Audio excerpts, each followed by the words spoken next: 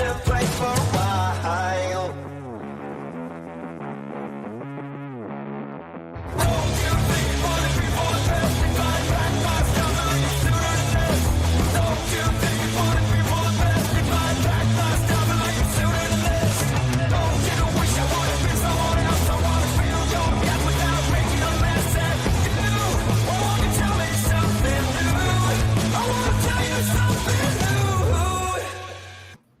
What's up, everybody? Welcome to another episode of the Security Squawk podcast. I'm your co-host, Bryan Hornung, with Reginald Andre and Ryan O'Hara. Bryan, he went on vacation this week, so we let him off the hook. How are you, gentlemen? Welcome to another episode, another week. Good. I don't know about you guys, but my volume was turned up a little louder than usual, so I was jamming out to the entrance music. Uh-oh. Hey, what's going on? I'm somewhere here in North Carolina. Oh yeah. Are you keeping it a secret, or are you not sure? No, Charlotte, North Carolina. That's some wild wallpaper you have, by the way. I know. Yeah, It's like It's tripping me out. it's like that the hidden picture eye stuff that you stare at. It turns into like a picture of a I lion. thought I saw a sailboat behind him. So welcome to the podcast where we educate you about cybersecurity and what you need to start doing to protect yourself and help businesses and people, anybody that works in a business, really get an understanding of why this matters and what you should be doing. So today's show, we're going to kick it off with some information, some statistics about how the C-suite feels about ransomware. And then we're going to go into some ransomware attacks, and there's a reason we're doing that, and it'll make sense in a few minutes here. And then we want to kind of bring everybody up to speed on a new attack vector for cybercriminals that revolves around going after your cloud data and why that's important, because I think people really need to start understanding what the heck is happening with that cloud ecosystem, whether you're with Google or Microsoft or AWS, wherever, your own private cloud. This all impacts you, so stay tuned towards the end of the show. We're going to tell you something new about what's going on with ransomware and cloud, because the hackers are going after your cloud data. So before we jump into it, remember, we don't annoy you with ads. We don't do commercials on this show. We just ask you to share our show. That's the only fee. Help us grow the show organically. The more you share it, the more you rate it, the better that we do. The more other people see it that aren't your friends. When you give us a little rating, it helps the algorithm get our content up into other people's screens so they can get this information too. And we thank you for everything that you do to help us grow this show. So without further ado, let's get into it. So we got this article from Security Intelligence, and it kind of goes into a little bit about the C-suite, whoever they are, being optimistic about ransomware. And I guess it poses the question, are they right? And I guess that's the debate we can have on the show today is, is the C-suite, too sure of themselves here in this case, or maybe are they right on? So I guess let's pull out some statistics so people have a frame of reference for what we're talking about. But apparently the C-suite thinks that they're doing enough to combat ransomware. You guys see it that way? I think probably the types of people that they interviewed for this, they're probably doing better than they were 2, 3, 4 years ago. But I do think that they're overly optimistic. I think one of the things we've been talking about is we're seeing a little bit of a decline in ransomware attacks because they're going in other directions. So that could have something to do with it. But they're doing a lot more than what they used to be doing. But I still don't think it's enough. They got to keep going in order to keep up. And I don't know if that's happening. Yeah, this article looks a little pie in the sky. I think it's way too optimistic. Yeah, I find it interesting that one stat that they're throwing out is just 15% expressed a lack of confidence. So that means 85% of the organizations that they talk to think that they're doing enough to bat ransomware.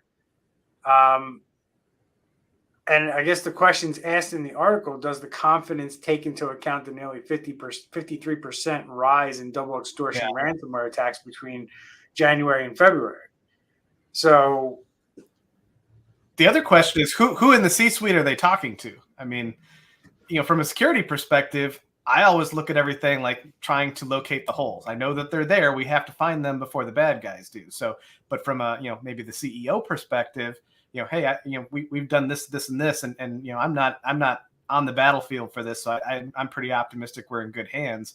Whereas if they ask the CISO, that might be a whole different conversation. So according to this study, business leaders would like more budgetary and risk information when it comes to knowing their cyber risk. Up to 41% of executives surveyed want more details on investments needed to protect against ransomware, and 43% want to know exactly how another budget will improve security. So I don't know. These are kind of like, based on my experience, these are questions that CFOs ask. Mm-hmm. They want more detail on the investment, and they want to know if their investment is paying off, right? These aren't questions a CIO is asking, or even a CEO. A lot of times, these are CFO questions that CFOs want answered. So that's who it seems to me, based on the results of the survey. But you have about 40% that want more details on investments needed, right? What else do we need to do? Is kind of the other way to ask this question. The other 60%, what are they asking? Right. That's, 40% want to know, or, can we do more? Or what if we do dedicate more, what's it going to go to? What are the other 60% doing? Nothing. That's my opinion. I honestly, I think that's the answer. I don't think they're doing anything. I don't think they care.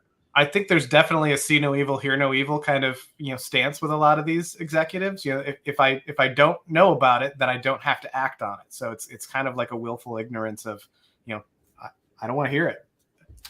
So here's the biggest gap revelation, if that's what you want to call it. So if you really want to have confidence in what you're doing, and you want to be at the C level, right? I think a lot of times the confidence that these guys have is just that, hey, we hired somebody. We have a guy.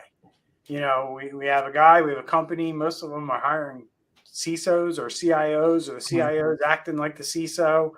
I go on LinkedIn, I look at company profiles, and I see a guy move from CIO to CSO, but they never replaced the CIO. So it's kind of like we just slapped an extra word in his title, and now we have a security officer, right? And I think that's very dangerous, number one. Let's talk about that for a second, right? Just slapping that security, term in front of, your IT manager, your IT director, your CIO, it really doesn't do anything other than put a word in front on somebody's title. I mean, in my experience, and this is why I want to talk about this, in my experience, CIOs and CISOs are two very different personality types. And I don't, a lot of times I don't see, or I see CIOs think that they can be CISOs and they really can't. And I'm not saying that they don't have the skill set. It's just it's a different personality style. And I think I've mentioned this before, that like really good IT guys, their job is to make things work and make things go, right? And they won't really care about order. They don't really care if things are getting done in a proper manner. And quite frankly, I think it's a very dangerous situation when a technical person is responsible for checking their own work when it comes to security. I think you need to have very different people in those roles. What do you guys? I agree. It's a conflict of interest to have that, and it's not something that's unique to the C-suite. I mean, we see it in our world as well with different IT providers, where they're starting to realize, hey, you need to get into security if you want to keep being relevant. and they add on, you know, one or two security tools and start pitching that they're offering cybersecurity, which is not how that works. So it's something you got to be careful of and make sure that the people that you're using are well qualified and are actually doing what they say that they're doing.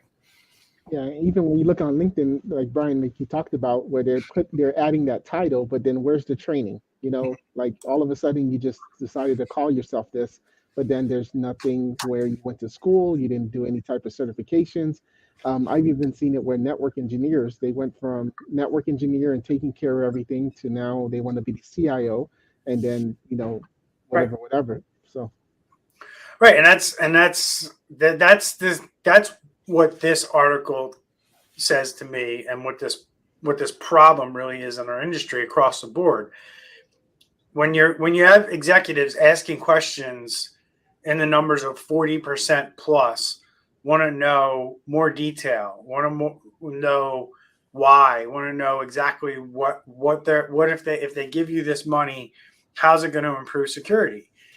And that tells the story that the people that are feeding the information to the C-levels, the guys that we just mentioned, the unqualified security people in your organization, that's why you don't have this information, because you don't have qualified people giving it to you, right? You have people learning on the job, so to speak, which is really dangerous, especially for that organization, because when somebody gets enough skill, they're going to move on. Right. When they build and learn on your dime, which is A, very dangerous, and B, it really, that person is not going to stay at your organization longer if they actually can achieve the skills that are required for this. But I think the numbers that we talked about earlier with the CFOs wanting to know this information, I think it's because they're not getting the information. They're not getting good information. So it's hard for them to make the right decision. But again, this is a function of the C-suite not putting the right people in the seats on the bus. They got people in the seats, but these people are not qualified. So the unqualified people are not giving you what we would consider, you know, industry best practices and what to do. Guys, the three of us here, we know how to protect data. We can literally sit down with you and say, if you put money on this, this is how it's going to protect you. This is how much it's going to reduce your risk. And these particular C-suite people are saying that, like, that's the information we're not getting. So we're not going to do anything until we understand this information. The other piece of it is that, you know, just talking about this level of confidence that the C-suite has, only 29% of the boards out there that were surveyed, only 29% of boards are deeply involved in the cybersecurity strategy, which is a huge problem, because if you have a ransomware incident, your board's going to be involved, right? So if you're a board member, you're sitting on a board of a mid or large or enterprise company, and your first involvement with cybersecurity in that company is a ransomware event, well, I can tell you, you're doing it wrong. And that's, you know, I'd like to talk about this stat a little bit too. It's like the SEC is requiring publicly traded companies to, you know, have cybersecurity readouts and submit those readouts with their quarterly filing. That's how seriously the SEC's taking this. That's publicly traded companies. If you're, you know, not a publicly traded company, but you still have a board, you're not required to do this. But at the end of the day, boards are going to start needing to be held responsible for what happens with the cybersecurity in companies. And that's the way the world's going. You know, it's publicly traded companies now, but it won't be long before, you know, there's laws on the books that says if you're on a board and you're not, you know, involved in the cybersecurity strategy, and something happens, you can be held, you know, responsible, or you could be held liable in those situations. And that's really going to make the needle move when it comes to board involvement and kind of the answers that are given in this survey, where it's like, we don't know. You know, it's amazing to me that they're this optimistic when they don't know. And this, to me, is just like, well, they're optimistic because they got their head buried in the sand. right? And it's easy to be optimistic when your head's buried in the sand. The sky's falling, and these people don't even see it. So, what else did you guys pull out of this article that we want to kind of talk about? There were some other things in here about employee training,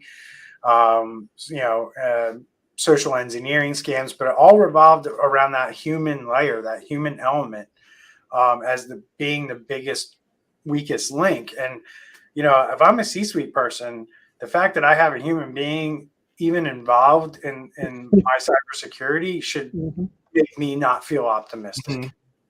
Yeah, because it's like the opposite, because we know the human person is the one where the majority of times it's what opens the door to these, cyber attacks. And here it is saying, you're basically putting the human on the pedestal saying, oh yeah, we're training them now and all of this stuff. And it's like, Mm-hmm.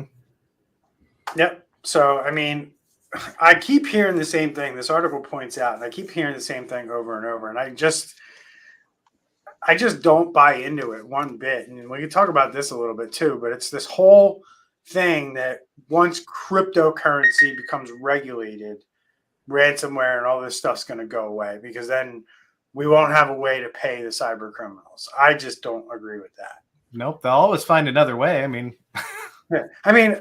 like we're just not thinking out of the box, right? We're just thinking, cryptocurrency, because that's the main way that people pay now, because it's the easy way and it's the quickest way to get your data back. But I remember my first experience with ransomware when somebody called me up and they had it, and we had to drive to 7-Eleven and pay cash for Western Union telegrams. I mean, it'll go back to that. It'll go back to, as crazy as this sounds, hey, meet Bruno on the corner and drop him 20 grand in cash and we'll give you your data back. And once Bruno, sends the text message saying he has the cash in hand, then you get your decryption key. It's not beyond these guys to start doing this stuff. Well, and we're also seeing it too. They can also switch up the way that they're doing their attacks. So we've seen a lot more with business email compromise and inserting themselves in the middle of a financial transaction and just getting the money wired directly to them. Exactly. I mean, and again, you could easily manipulate that, right? You can easily, you are going to send the money. If you want your files back, you're going to figure out how to send the money. Whether you have a lawyer there telling you if you send that money there, you're going to, break the law. Okay, well, when's the last time you heard of somebody being prosecuted for paying a ransom? Right? Until that actually starts happening, I don't think people are going to care too much. So anything else in this article you guys want to talk about? They also mentioned about how apparently there's been the international community going after the hackers, but then we also know that the hackers are starting to become smaller, so that way they're less able to be caught, and also so it's just not a big, here it is, this one group that's targeting everybody. So the smaller it is, the less resources the government's going to have to try to go after these groups, and it's just going to be harder to find these guys. I think that all goes back to the false sense of security. I think people are trying to convince themselves of these things, but these guys have such a huge head start financially. We can't just make a few minor changes, over the course of a year or two and expect that we're just going to stop them in their tracks. They're way ahead of everything that's being done to stop them. Yeah, the article does go on the state, and it does kind of echo what I already alluded to. But it does say that all decisions must have strong CLevel buy-in. And I think that the reason it's written in that way in this article is because, quite frankly, a lot of the times these decisions are not being made at the C-level. A budget is being dedicated to IT, and somebody else downstream is kind of making the decisions around this kind of stuff. And it's saying that executives must learn to work well with their security teams and include them at key levels of decision-making, meaning you have to invite these people into the boardroom, into the C-suite. You need that cybersecurity readout from the right person, because it goes on to say the chief information security officer should learn to speak in business terms. That right there is all we need to hear that we have the wrong people in the wrong seats, right? Mhm. We have technical people trying to explain these problems, and they can't do it because they're talking tech and they're not talking business, and business people don't understand tech, right? So until we get the right people in the room with the C-suite is just going to have their eyes glaze over, and they're not going to understand any of the stuff that actually needs to get done. So they need to understand how budgets can be made to strengthen the business, not just the security. And that's, I think, the big difference. How do we strengthen the business and not just strengthen, talking about firewalls and endpoint protection and stuff like that? That doesn't need to happen in the C-suite, but you need to understand the business impact of not having the right firewall in place, and what does that mean to the business. And somebody needs to be able to do that. And your CIO, your IT manager, your IT director might not be the best person for that. So if anything, this article, to me, guys, highlights the problems that we have within the business in the different departments that exist, right? So we know we have IT departments and businesses, but this is the struggle that businesses deal with, is having the right people in the right seats on the bus.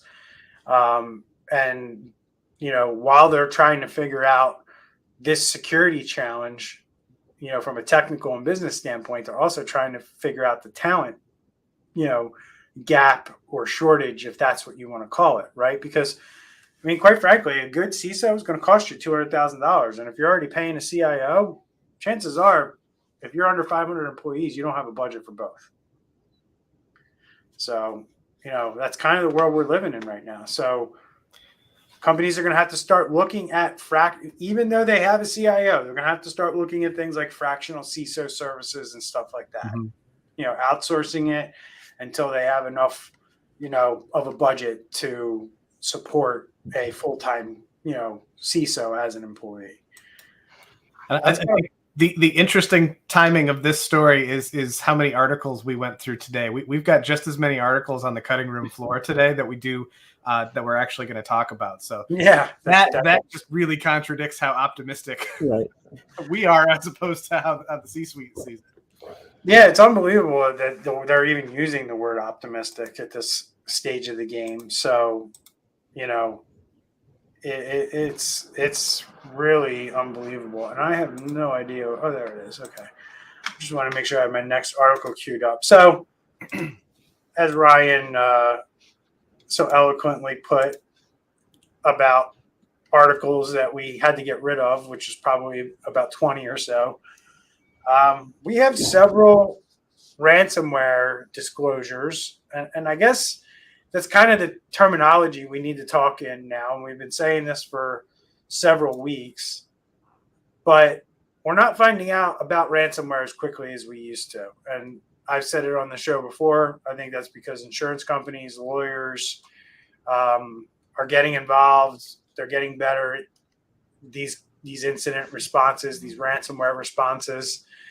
And I'm going to say the average time to get information about a ransomware attack is probably somewhere between 2 and 3 months at this point. It used to be 2 and 3 hours back in the day. And now we're getting longer and longer. So Flagstar Bank discloses data breach impacting 1.5 million customers. What's going on here, guys? My question. So the attack, they experienced the incident in December of 2021. And then they also report that after an investigation, the bank discovered on June 2nd, so earlier this month, that the threat actors had accessed sensitive customer details. So my first question is, what took so long to determine that? They had determined that the security incident occurred in December of 2021. When did they actually discover it? So either they discovered it around when that happened and it took them 6 months to figure out what happened, or they only discovered that recently. So that's something that's left out of this story. That is a question I have. Yep. Yeah, another thing here, they quote, "We have no evidence that any of the information has been misused." So what do you have? Someone breach your network of a bank and they're not going to do anything about it? So Excellion was actually who got breached, but in that process, they were able to get Flagstar Bank's information. Right. So Excellion was the root cause. And again, we keep talking about this too. Third parties being breached and it affecting your business. And like that, I did a talk at the New Jersey CPA convention last week, and this is the bulk of my talk that I talked about with them, is making them realize that you can't just look at your own data that sits on your servers and is in your network. You got to evaluate all the data, all the systems, all the things that you need and use to run your business to make money. If they go away, how are you going to continue to operate? Right? That's the name of the game, right? So, and we're just seeing it more and more with third-party entities being breached and it affecting other companies. And here we go, with Flagstar. I remember a couple of weeks ago we had I think it was I can't remember the name of the hosting company, but it happened to be Ruby Receptionist, where they hosted their platform where they answer calls for their customers. That was part of this IT company that was taken down, and Ruby Receptionist couldn't answer phones, like they normally could as they were going through this. So there's a lot of different ways that your businesses can be affected by data breaches, by cyber attacks, by ransomware attacks that don't involve your company directly. And that's why third-party risk assessments are extremely important. You need to look at all the different partners and vendors that you work with and understand what their cybersecurity practices are and understand that they could be a reason why you can't come into work one day and do business. We're seeing it more and more. We're going to talk about Microsoft in a little bit, and that's along the same lines is these companies that have these third-party breaches, and it affects them and their customers. And then also in the reverse too. So like, if you're using something like 365 and you've got single sign-on that connects you to other third-party vendors that you have, and then your credentials for 365 get breached, all of a sudden they've got access to all of that other data. You gotta understand how it all connects together. Yep, the CLevel ransomware gang were the ones that resulted in this breach. The bank Flagstar actually ended its collaboration with the Excellion platform as a result. So here you go with an example of a company that was breached and lost customers as a result of it. Mm-hmm. And then it just said the samples of stolen data include social security numbers, addresses, tax records, phone numbers, and they were eventually published on CLevel's data leak site, which made it available basically to anybody with the balls to go on the dark web with an onion browser, right? Which makes that line about how they've not seen it being used maliciously yet kind of an empty line. They haven't seen it being used, but goddamn, dude, there's so much information out there. They haven't been used yet. That doesn't mean it's not going to be. Yeah, there's going to be a day when all of this stuff starts to get used. Yep. Right? Mm-hmm. There's going to be a day when they're going to turn around and they're going to start using this data to steal information, to take people's identity. It's probably already happening. It's just not happening so widespread that anybody's talking about it. So the other thing I wanted to point out in this one, so it says in January 2021, the ransomware gang accessed those servers for the first time. Yep. The breach for Flagstar's data apparently didn't occur until December. So that's how long from a timeline perspective these guys get in there and do their reconnaissance before you even know that they're there. And so that's really important to see too. So I came across this article, which kind of talks about similar stuff, but and again, this was actually more recent when they notified everybody. I'm not sure if the article states exactly when they were initially breached, but again, we have this Wilkins RV, which which I believe manufactures or sells recreational vehicles. They were the target of a ransomware attack earlier in 2022. And according to Wilkins RV, the breach resulted in the names, driver's license numbers, social security numbers, and credit or debit cards of 17,408 customers. They filed an official notice of the breach and sent out data breach letters to all affected parties. So quick shout out to Richard Console of Console and Associates PC for writing this article. Wow. What do you, again, I don't know if there's a whole lot more to talk about this than what we already talked about. Mm-hmm. But it basically saying that, that this company had data breach letters sent out to these individuals. And that's, I don't know if there's a whole lot more to this article than that. And then they go on to talk about phishing attacks, but I don't know if it's related. So what did you guys pull out of this? I mean, I think the thing to understand with these big ones is so a lot of these will reference, they gave out 2 years of identity theft protection and credit management. A big company like that can more easily get away with something like that. When something like this affects a small business, that's not going to work. I mean, you'll have those same responsibilities, but you don't have the war chest cash flow to be able to do that easily. So small businesses really need to be mindful of this, because what happens with these larger businesses is not going to fly on that smaller scale when they have to react the same way. Yeah, and what I don't get is, how could this company keep all of these credit card numbers? Like, don't they have some type of POS system where once you enter it, even if it's a reoccurring charge, you don't need to have the full account numbers where now all of this information is in the hand of these bad guys? So basically, they're saying that they believe the threat actors gained access to the company's system through a phishing email that an employee opened, and the email was evidently contained malware. And at first, they didn't think any data was taken, as we always see in these articles that we talk about. They always come out and say it. And this is an interesting thing, and I talk about this a lot too.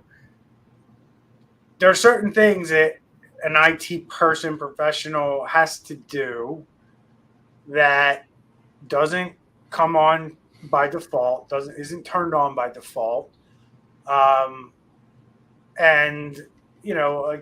Just to kind of throw it out there, like advanced file auditing in Windows, that's not turned on by default. So if you want to know if data was exfiltrated, you don't have this turned on, you're not going to know, because you're not going to have the telemetry to have the logs to know that this actually happened.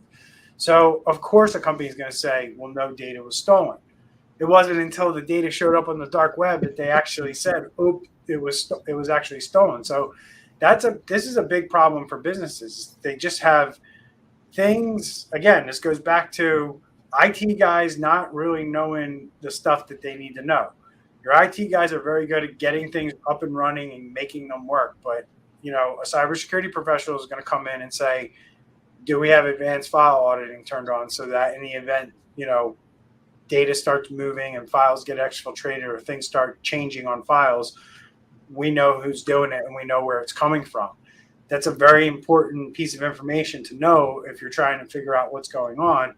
But a lot of systems don't even have that turned on. I mean, 90+% of the environments we do assessments on don't have this turned on. I mean, this is very, very common to not have this turned on, to not have it configured and set up.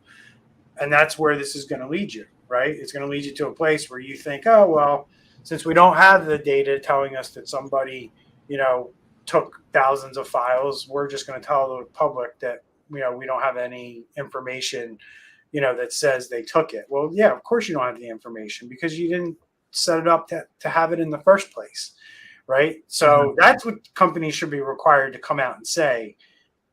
Right, guys? I think that's a good idea, since we've talked about this, to the death of it.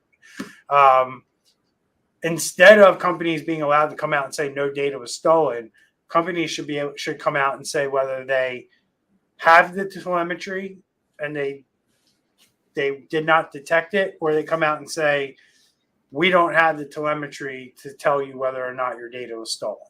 And I think part of the problem there is that every state has its own different laws on what you need to disclose, and then different industry disclosure laws too. So like in Michigan, you have to let anybody know who may have been impacted by it. So if you haven't done the forensics to prove and back up that this customer's data wasn't touched or viewed, you have to let them know if it's a question mark.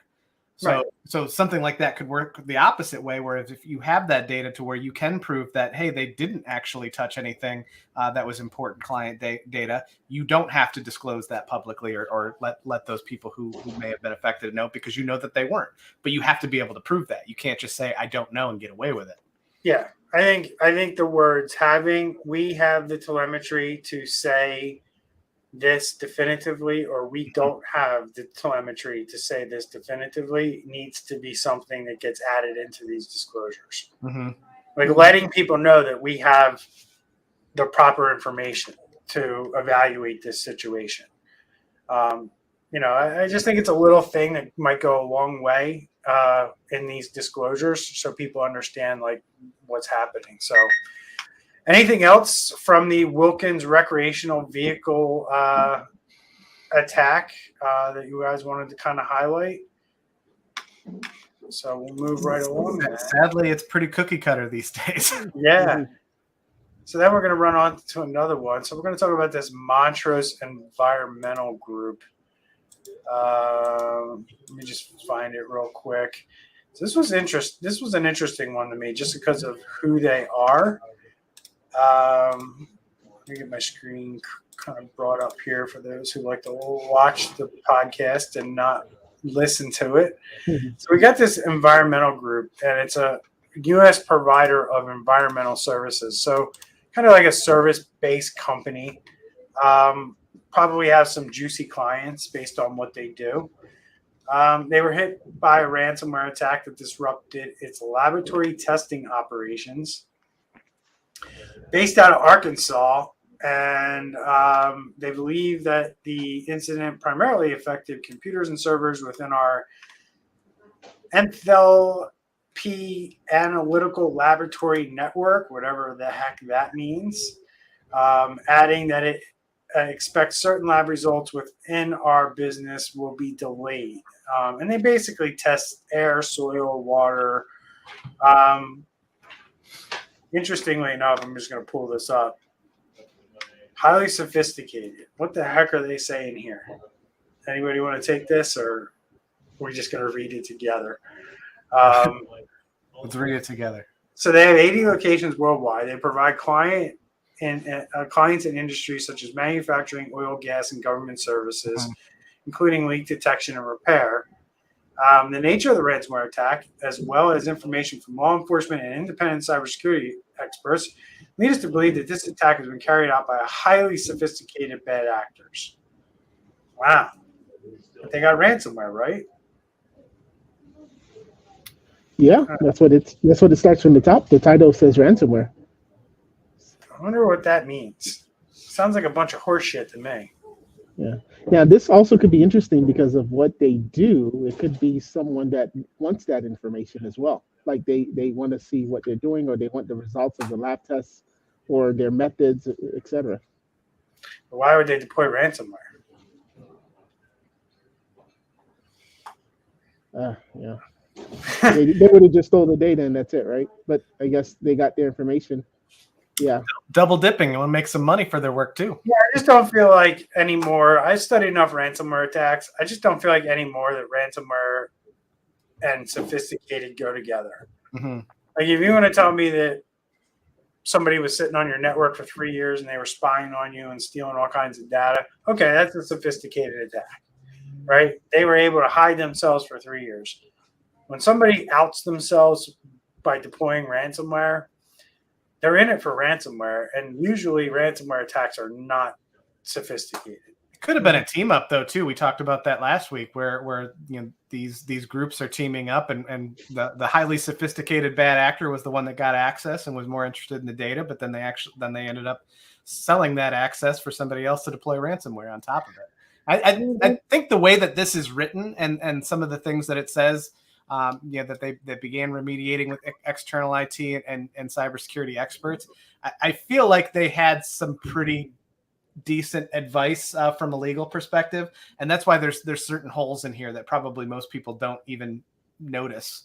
But being in the industry, we can see some of the things that just don't add up from our experience. So yeah, I just don't buy it. Like, to me, you're highly sophisticated when you exploit a vulnerability that has not been disclosed or discovered yet. That's the only thing in my mind that can qualify as sophisticated. So unless the FBI had come in and said, wow, yeah, like they got in through an attack vector that we never knew about, we just discovered it now, it just, the chances of that being the case are slim to none. Mm-hmm. You know what I mean? They got in probably through a known vulnerability, and they're just calling it highly sophisticated to save their own ass. Yeah. And that's, I mean, every time we saw a ransomware attack prior to 3 years ago, every ransomware attack was highly sophisticated. Every single one. And none of them were. Colonial Pipeline was highly sophisticated until we found out what really happened. You know? So it's just bullshit. And it's just not an accurate accounting of what's actually happening out there.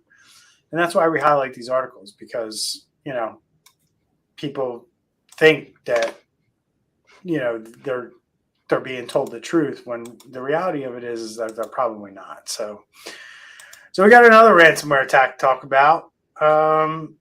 Another United States government entity. They love hitting municipal governments, these guys. So North Carolina, this Buncombe County. So Andre's there visiting Buncombe County now, yelling at them for getting ransomware. So they identified a security incident. They took immediate steps to shut down every system. And the security professionals tell us no private information has been obtained. We will find that out later, that is not true. I feel like that's another thing that should be disclosed is who are these security professionals and were they really security professionals? That's a good point, too. That very well could just mean our in-house IT said we were good. Yeah, right. Our CIO, who's now our CISO. Mm-hmm. So what else do we know about this? It's a local nonprofit that works with thousands of seniors. Poor seniors, they're kind of getting hit left and right here. Has had a ransomware attack on its computer system. What else do we know? The line that stands out to me is a staffer who spoke on the condition of anonymity, said questions had been raised about how seriously officials with the nonprofit were taking the possibility that private information from donors or clients may have been accessed. Yikes. That to me makes absolutely total sense, because that's kind of the way that we see people acting about it on the front end as well. Yeah. That is true. I had a guy telling me that their cybersecurity at their county was good because they had hired an ex-state police officer. It's like, really? I was like, oh, okay. So that makes you secure because he used to work for the state police. Yeah. Well, and it's something, misconception that we see as well. Just because somebody pays somebody for IT, with their knowledge base, the person hiring that person, they think that they handle everything IT, including security. And that's almost never the case. Well, and that's the thing too. It's like, I know a lot of guys in law enforcement that do cybercrime, right? And the cybercrime from a perspective of, all the bad stuff that happens on the dark web that's not ransomware, drugs, guns, sex trafficking, all the stuff that happens. That's what they're investigating, right? I highly doubt that, it's kind of like saying that somebody can, play all positions in baseball, right? That's not the case, right? You have catchers, you have pitchers, you have people that play the infield, people that play the outfield. Now, some guys might be able to play the infield and the outfield, but the most part, you're not going to have a guy play every single position, right? And that's the analogy I can give you when it comes to cybersecurity. There are many different aspects of cybercrime and cybersecurity, and being able to secure and defend a computer network and a computer system is very different than doing an investigation on crime that's happening on the internet. And I think people get it twisted sometimes with, oh, they're, an ex cybercrime, investigator for the New Jersey State Police or the FBI. That does not make them a cybersecurity person from a network defender standpoint. It makes them a police officer for internet crime. Mm-hmm. Big difference, right? And now I see these guys coming in and taking roles at companies in a cybersecurity role, and I'm sitting there going, they're not qualified. And that goes back to our first article that we talked about.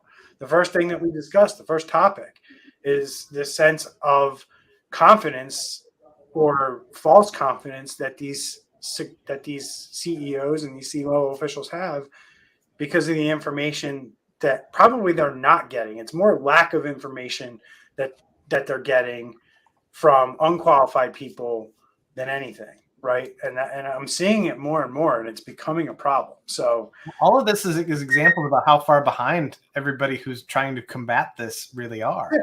So, I mean, like another example, look at some of the insurance questionnaires that we see. You see a couple buzzwords with a really long question, and you read through that whole question.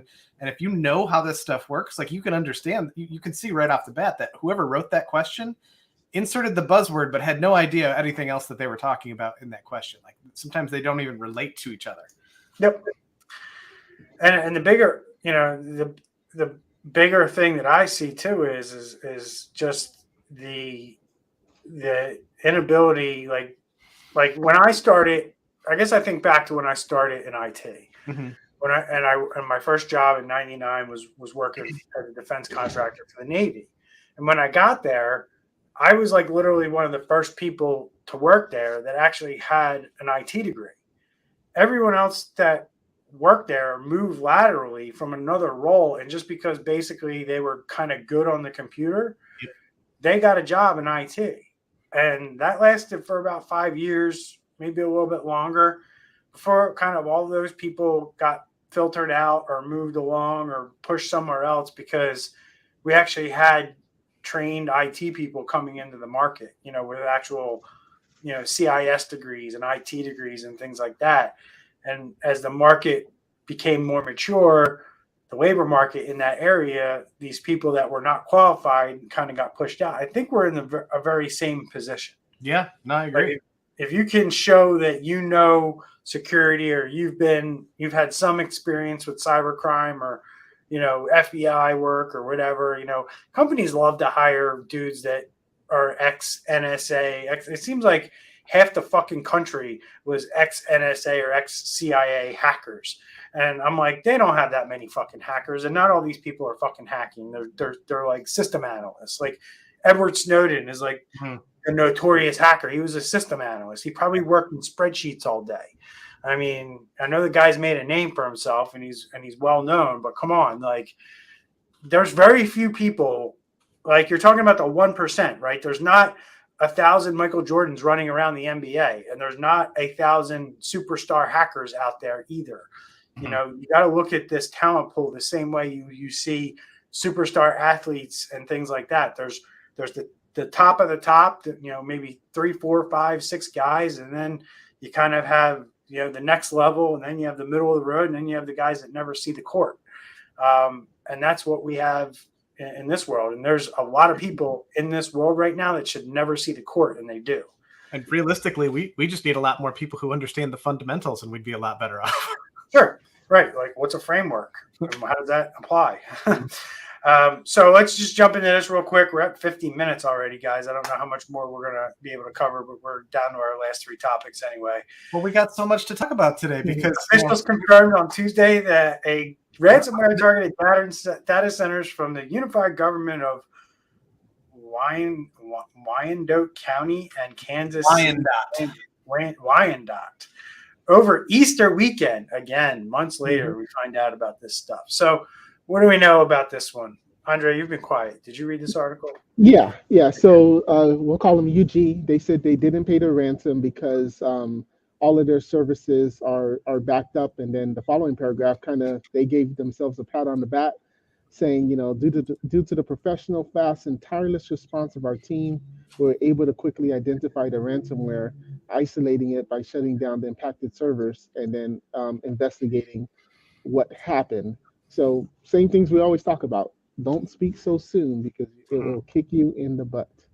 Oh, and let's point out, just because we talked about it earlier in the show, who their spokesman is. Yeah. What's his role? Director of Technology Services. Well, guess what? He probably isn't very good at security. He got hit with ransomware. Right. Well, and it doesn't talk about data exfiltration one way or the other, too. I mean, well over 80% of these types of attacks include data exfiltration these days. So, hey, it was great that they got their stuff back from a backup, but we don't know if that data is still out there. When we'll find out? 6 months? No. Let me give you the exact day and time. It'll be. When was this article? July 1st at 5:30 p.m. on a Friday. Before prior to that, he's on LinkedIn right now looking for a new job, so that a new promotion job too. All right, and then I want to bring this up. I did talk about this on my YouTube channel. If you guys are interested in that, it's Exact IT Cybersecurity. I went into detail about this pretty good, but people need to be aware of this, and it's important that we talk about this in as many different platforms as we can. Because I talk to people all the time, and they think that, my stuff's in 365, we're safe, we're good. And really, hackers are looking at, okay, you're storing your stuff in the cloud now. Let's just go there and encrypt it. And that's what they're doing. They're getting compromised Office 365 credentials. They're preying on a couple of things. One of the things that I know they're preying on is they're hoping that you're giving your entire organization global admin rights. Global admin rights is basically the same thing as network or domain administrator rights in the old on-prem Windows Active Directory domain. So you're giving them the keys to the kingdom with that level of access. So they're hoping you do that. So if you do that and they get access to an account, they can go in and change whatever they want. And what they're changing is they're changing the two-factor. They're turning that off so they can just log in whatever they want. The other thing that they're doing is they're turning off the versioning within these two applications, OneDrive and SharePoint. They're either turning it off, modifying the number of versions, or they're going in and they're saying, oh, it's 500 versions. Okay, we'll just rewrite the file 500 times. So, the file you go back and get from versioning is also encrypted. And these are the loopholes that they're talking about that they're getting around. But the most important thing, I think the one thing, and I'm kind of going to leave it here as, is you need to back up your cloud stuff. And I mentioned it at the top of the show. You need to have backup systems and backup data in place. So, guys, what does that look like? How do, from a business looking at this, this sounds almost stupid, and I have to explain this to people, but you literally have to put your Office 365 data somewhere else, whether that means you're downloading it into your office, to store it somewhere, safe, cold storage or whatever, that somebody can't get to it, or using a third-party service to back up these services. It's crazy. I feel weird even saying that you have to do that because you feel like Microsoft would just take care of this for you, but they're not. Right? That's the assumption that most people have is right. This is a giant company, Microsoft. They've got this stuff on data centers, and it's all redundantly backed up for things like hurricanes and things like that. So of course they're going to be able to recover my data in this case. And this story talks about a vulnerability that basically makes that not an option. They encrypt it to the point where even whatever services Microsoft does have in place are going to be ineffective. So you have to have a third-party backup. Any of your data, whether it's on 365, whether it's local on your computer, you need to have that stuff in different locations with third parties that are not associated. So that way you've got something to fall back on. Yep. And it goes the same thing with cloud services. It's not just the data, right? If you have You have a time clock system that your employees use the cloud to log into a website to clock in every day. How are you going to do that if, you know, and it doesn't have to be anything crazy and sophisticated, right? It just has to be, here's what we're going to do if online time clock is not available, right? Here's what we're going to do. You're going to email your start time. Could be as simple as that. You're going to go into Teams. You're going to go into email. You're going to email your manager your start time and your end time. And that's how you handle it, right? But you have a backup system and everybody's trained on it and everybody's aware of it.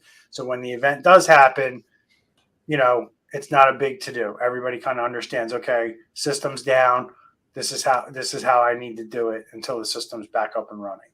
Mm-hmm. Right. And it's just evaluating all these different things that are important to your business. Right.